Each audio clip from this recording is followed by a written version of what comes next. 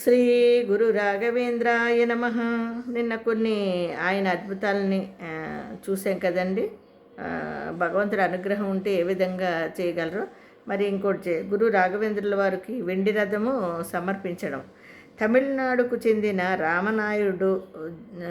రామనాడు జిల్లాలో గల కొట్టియాడు అను గ్రామంలో, అంటే తమిళనాడులో ఉందంటండి. రామనాడు అను జిల్లాలోని కొట్టియాడు అను గ్రామంలో రామనాథ శెట్టియార్ అను కోటీశ్వరుని పూర్వజన్మ పాప ఫలితంగా ఉదరకోశానికి సంబంధించిన వ్యాధి ఒకటి వచ్చిందంటండి. అదే కడుపుకి అంటారు, కడుపు నొప్పి అప్పుడు ప్రాప్తించింది. తీవ్రముగా బాధపడుచుండేవాడటండి అతనికి కాలక్రమేణా అనారోగ్యంతో సుఖశాంతులు లోపించినవి.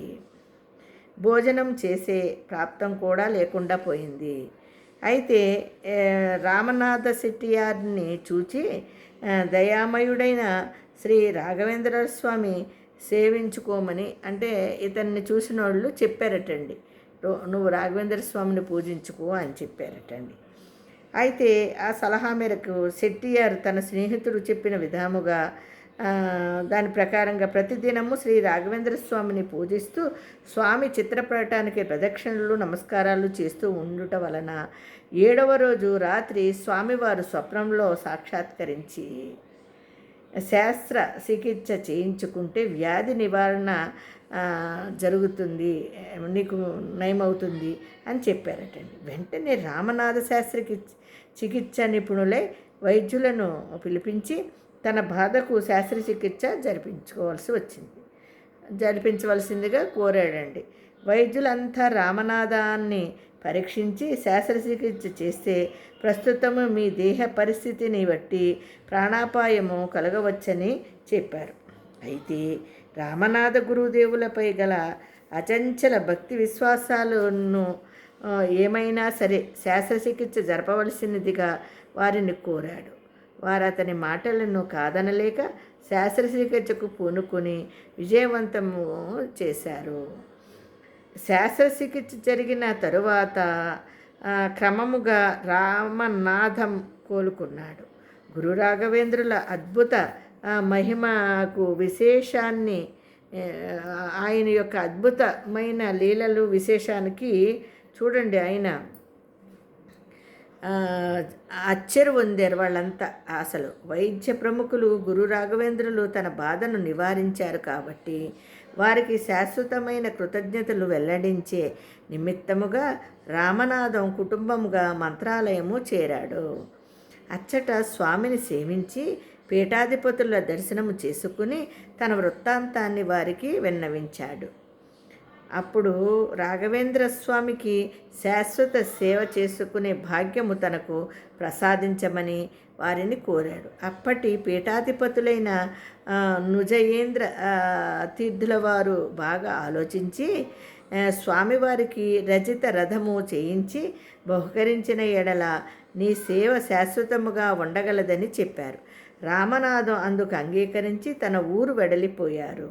రామనాథ శెట్టియార్ యొక్క ధనమంతా మలయాలో ఉండి పోవడం వలన, అంటే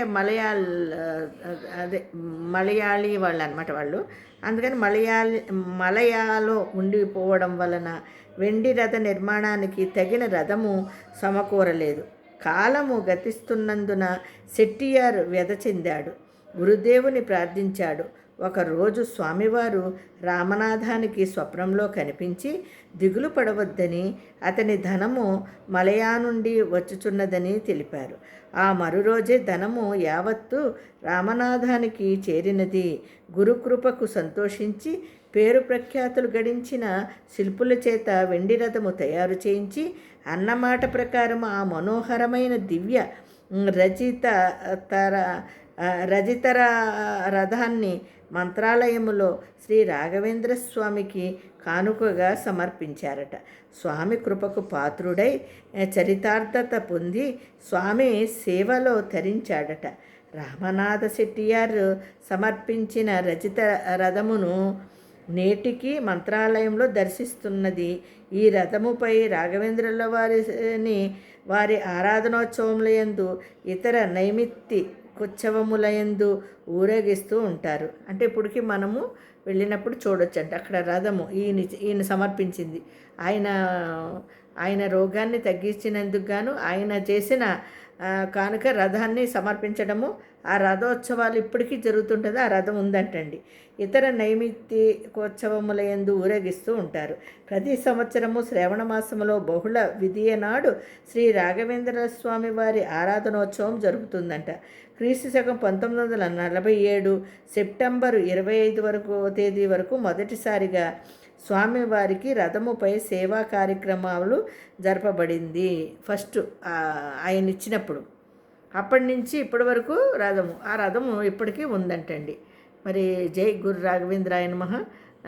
మరి రేపు ఏం జరగబోతుందో చూద్దామండి.